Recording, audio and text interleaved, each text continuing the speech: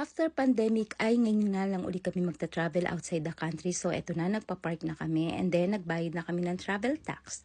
And then sabi ko kay Dada, mukhang malamig yata doon pagdating natin kaya kumuha na siya ng jacket niya. And then ayan na, check-in baggage. At pagkatapos niyan ay dumiretso na kami sa immigration.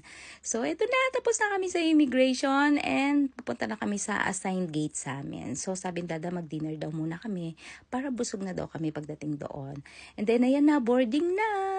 Isa-isa na kami pumapasok papunta sa eroplano. So, after nito, binigyan na kami ng form to fill out. And then, natulog muna kami. And then, pagising-gising ako kasi ang lakas ng turbulence. Pero nga, ayan nga, maya-maya nga, ay, anyong inchon. So, ayan na, naglanding na kami. And then, papunta na kami sa baggage namin. So, sasakay ka muna ng train para makuha yung baggage mo. And then, bago pala yon, dadaan ka muna sa immigration.